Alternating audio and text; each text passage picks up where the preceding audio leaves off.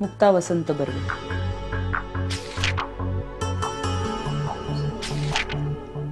मुक्ता.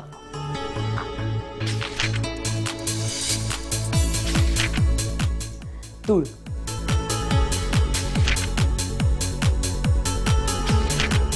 माझं शिक्षण पुण्यात झालं, ग्रॅज्युएशन झालं आणि नाट्यशास्त्र विषय घेऊन झालं.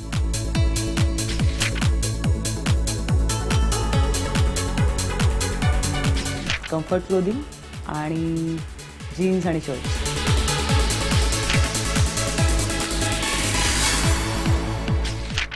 व्हाईट.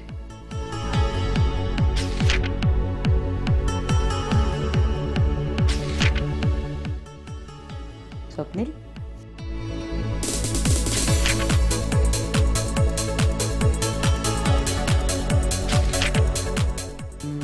खूप आहेत, खूपच आवडतात मला ॲक्ट्रेसेस. मराठी, हिंदी, इंग्लिश, किती नावं घेऊ, कारण माझ्याकडे मीच कदाचित अशी असेल यादीत जी मला आवडत नाही फारशी, कारण माझ्या सतत चुका दिसतात.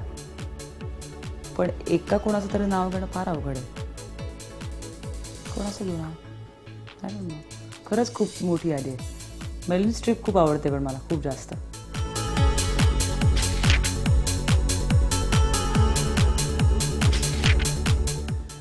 मला पॉटरी करायला आवडलं असतं आणि सुतार व्हायला आवडलं असतं.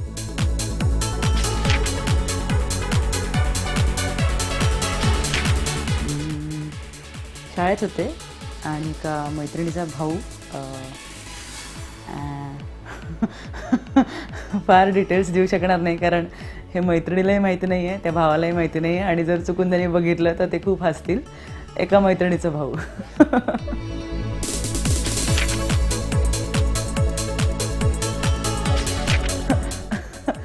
मला बेसिकली मी नॉस्टॅल्जिक नाही आहे, म्हणजे जे छान घडून जातं ते राहतं, पण मला आत्ताचं सगळं छान वाटतं. मग या क्षणी पण मला छान वाटतंय हे. मग मला फार जुनं नाही आठवत खरं सांगायचं तर. आत्ता छान आहे.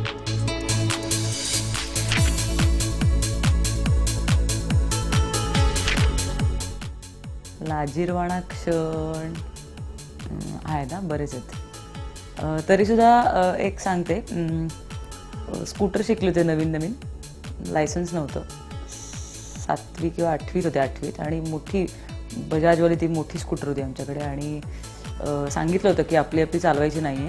आणि आमच्याकडे पाहुणे आले होते, तर एक लहान भाऊ आला होता. तर म्हटलं चल तुला खेळायला नेते बाहेर, म्हणून त्याला नेलं, स्कूटरवर बसवलं घरात न सांगता, आणि समोरनं म्हशींची एक झुंड आली आणि आम्ही पडलो.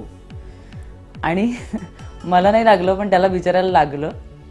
आणि त्याला मी आता काय करणार ना, सगळं भीतीचंच, म्हणजे त्याला लागलंय, तो रडतोय, घरी सांगितलेलं नाही आहे आणि प्रचंड खोटं बोलायला लागणार होतं. आणि मी खोटं बोलणार होतेच. फक्त मी त्याला पेप्सिकोला असतो ना, उन्हाळ्यात आपण खातो, त्याचं आमिष दाखवून 50 पैशाचे 2 पेप्सिकोले घेऊन दिले आणि त्याला गप बसवलं.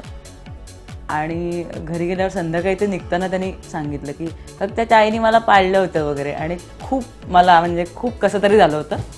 हा वन ऑफ द लाजिरवाणा क्षण आहे. म्हणजे खूप आहेत असे, पण मी खोटं बोलले होते आणि ते नाही फारसं बरं.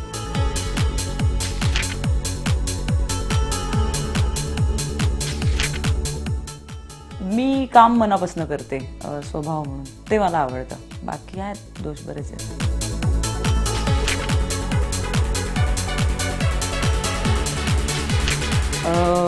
अजिबात न आवडणारी गोष्ट आळशी आहे, खूप आळशी.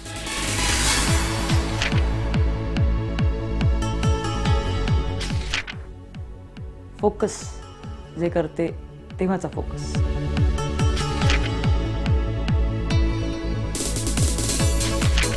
इमोशनल आहे.